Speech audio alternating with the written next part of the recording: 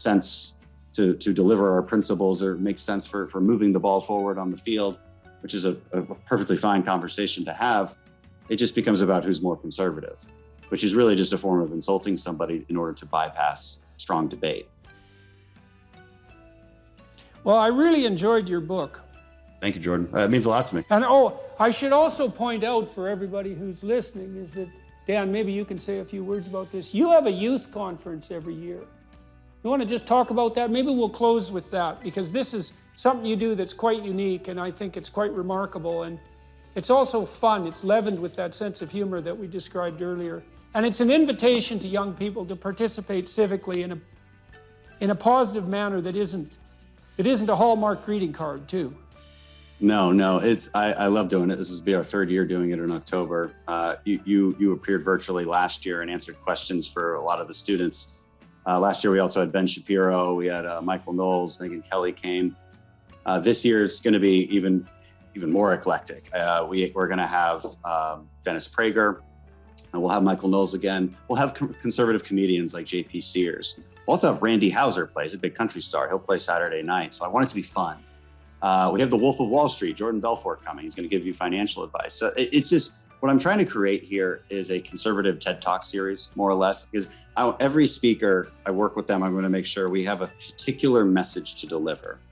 And this is different from most conservative events, because if you go to most conservative events, it's political speech after political speech. And I'm not so sure you're getting a hugely different message with each one. They can be fun. I'm just different from those things, right? I'm not criticizing, say, what CPAC does. Yep, it's for a different reason. I want a liberal student to be able to walk into my event and come away thinking those conservatives aren't as evil and crazy as I thought they were.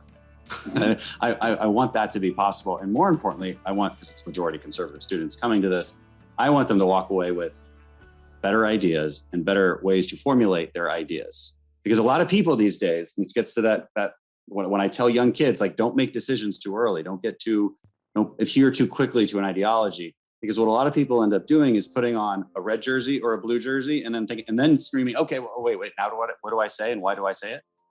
Like, after they put on the jersey, and that's just not how it's supposed to work, right? It should take a while for you to get to the decision of what team you want to be on. And this is why the radical left and radical right have such similar traits. Because on the radical right, they're wearing red jerseys, but they're basically Bernie bros. They have the same disposition, like the same kind of animated thought processes, and that's a problem. And so I want people to have a better idea of how to work through those things. This year, I'm actually upping the age too. If you're older, you can just pay money and come to it. So, I really want to open it up. It's really fun.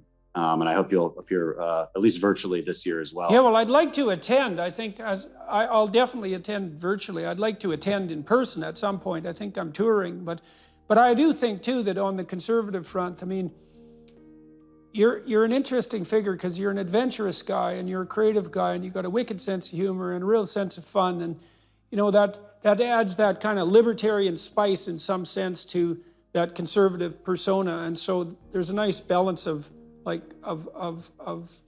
tree and snake in that combination. And I think that really comes out in that youth convention. If you're interested in the youth summit, it's CrenshawYouthSummit.com. that was the only right. thing I realized we left out. CrenshawYouthSummit.com. Well, thank you. And like I said, I really appreciated your book and also the broader philosophical and motivational context. That needs to be addressed, because the fundamental culture war isn't happening within the political domain. It's superordinate to that.